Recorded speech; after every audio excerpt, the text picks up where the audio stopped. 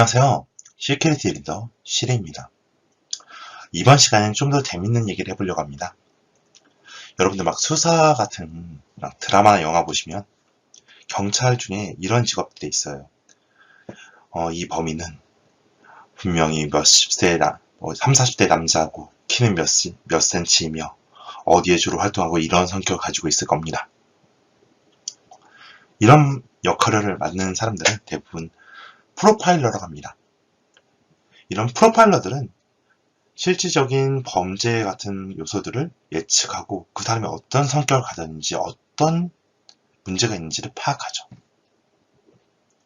과연 이러한 프로파일링 기법이 경찰 수사에서만 쓰일까요? 꼭 그렇진 않습니다. 해커들도 이런 프로파일링을 합니다. 개인정보 프로파일링에 대해서 좀 알아보겠습니다.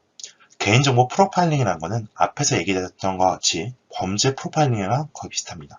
다만 그 범죄자를 대상으로 했던 부분들을 대상을 여러 번을 맞추는 것 뿐입니다. 개인적으로 사적인 측면에 대한 평가, 업무 수행 능력, 경제적 상황, 건강, 취향, 신뢰성, 위치 정보까지 모든 정보를 예측해서 자동화된 형태로 처리를 해서 가져오는 부분들을 개인정보 프로파일링이라고 합니다. 예전에 본래 이런 개인정보 프로파일링은 악의적인 해커의 공격보다는 기업들이 정보를 수집해서 여러분들 프로파일링을 맞춘 다음에 그러니까 기업 입장에서 여러분들 이용자죠. 이용자의 관심사에 맞추어서 맞춤식 광고 및 서비스를 제공하기 위해서 이용하는 케이스들이 많습니다. 예를 들어 가장 간편하게 여러분 취향 정보 유튜브 같은 거 보시다 보면 여러분들 계속 누르시잖아요. 어느 순간에서부턴가 내가 재밌어 하는 걸 위주로 내보내죠. 추천 알고리즘이 들어갈 겁니다.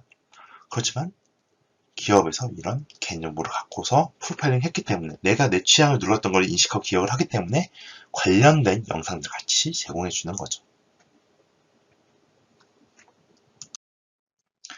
여러분도 쉽게 개인정보 프로파일링에 대해서 확인할 수 있어요. 요즘 구글 계정 안 쓰시는 분 거의 없으시죠. 구글 메일도 있으실 거고 안드로이드 여러분들 안드로이드 같은 거 핸드폰 쓰시는 경우도 있을 거고 구글 계정 한두 개 많게는 네다섯 가지신 분도 계실 거예요. 이런 경우에 구글이 여러분들을 어떻게 생각하는지 다 알아볼게요. 구글에서도 개인정보 프로파일링을 하고 있어요. 휴대폰의 각종 검색, 위치 정보, 업무 처리 같은 부분들을 동의를 받아서 수집하고 있고요. 여러분들이 재밌는 거 하나 알려드릴게요. adsettings.google.com 하시고 authenticated 하고 불표하신 다음에 HLKO 해보시면은 핸드폰 창이나 여러분의 PC를 한번 열어보시면 여기 로그인 창이 뜨실 거예요. 로그인 한번 해보세요. 그러면 구글이 생각하고 있는 여러분의 개인정보 프로파일링 볼 수 있어요. 그럼 여러분들에 대한 내용들이 나옵니다. 성별이 뭔지, 언어를 어떤 거 쓰는지, 결혼했는지 안 했는지, 수입이 얼마나 되는지, 그다음 자녀가 있는지 없는지, 주택이 있는지 없는지까지 업종까지 나와요. 막.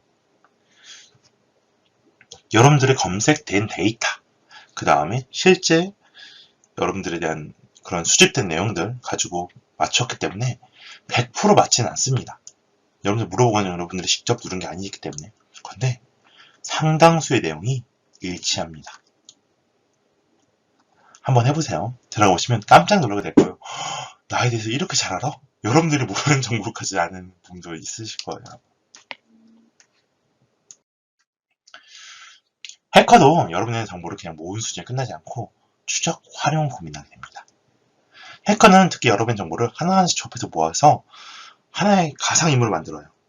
혹시 연극 많이 좋아하시는 분들은 페르소나를 들어보셨나요? 역할로 연기된 등장인물 모형이죠. 하나 페르소나를 만듭니다. 페르소나를 만들어서 예를 들어 이거예요. 이름은 사임장이고 성별 여성이에요. 그 다음에 강남구 살고 있고요. SB를 보유하고 있고 자녀 여아가 있습니다. 이런 케이스 정보를 가지고 검색창에서 만들잖아요. 전화와 메일 같은 청원을 하는 거예요. 그 다음에 프로파일링 일치한다고 판단 내리면 추가적인 공격을 하겠죠. 이후에 이런 개인정보 프로파일링을 통해서 보이스피싱의 공격을 활용하기도 해요. 어떻게 하냐면 안녕하세요. 누구누구의 어머니 되시죠? 누구 갑자기 다쳐서요. 하면서 이런 식으로 보이스피싱 하잖아요. 이런 것도 개인정보 프로파일링 이용한 보이스피싱의 대표적인 유형인 겁니다.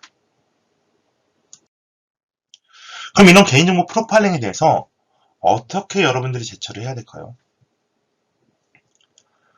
이런 개인정보 프로파일링은 공개된 정보하고 그 해커들이 수집된 정보를 통해서 결합했을 때 나에 대한 모델링을 구사한 경우가 많습니다. 기존의 단순한 피싱 형태 공격보다는 더 표적화된 형태로 저희가 보이스피싱이라고 하는 실시간 전화에서 그 사람한테 정보를 하나씩 전달하면서 하는 보이스피싱, 스피어피싱 같이 지정해서 공격하는 방식으로도 점점 공격 형식이 발전할 확률이 높습니다. 그렇기 때문에 개인정보를 그쪽 반대편에서 상대방이 다양하게 알고 있다고 하더라도 얼굴을 안 보고 있잖아요. 그 사람 실제로 마주하고 있지 않기 때문에 너무 신뢰해서는 안 됩니다. 이름, 자녀 유무, 각종 정보를 안다고 해서 그 사람이 내 지인일 확률이 그렇게 높지 않아요. 예. 그러면 이런 프로파일링을 아예 못하게 막으려면 어떻게 해야 될까요?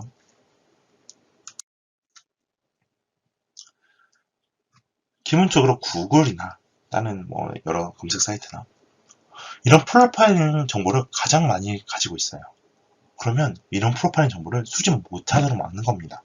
기본적으로 공개적으로 내 허락을 받지 않고서는 이런 거 그걸 못 가지고 막는 거예요. 지금 여러분들 이렇게 구글에서 만약에 여러분 데이터 다 수집하고 이런 프로파일링 다 만들어놨어요. 근데 구글 계정 한번 털리잖아요.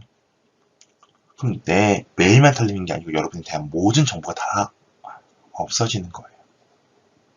다 그 사람이 공격적으로 활용할 수 있는 겁니다. 그래서 이런 프로파일링 정보를 가져지 않도록 설정하는 방법이 필요합니다. 우측 상단의 계정 버튼을 누르시게 되면은 구글 계정 관리가 존재하실 거예요. 그 이후에 데이터 및 맞춤 설정 관리, 그 다음에 광고 최적화 부분에서 광고 설정 이동, 그러면 이제 광고 제인 최적화라는 부분이 나옵니다. 광고 최적화 사용하지 않음으로 해제를 하시잖아요.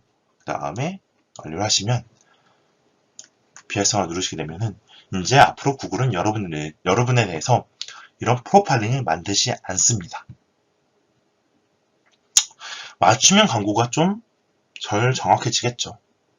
하지만 개인정보가 노출되는 위험을 줄일 수도 있습니다.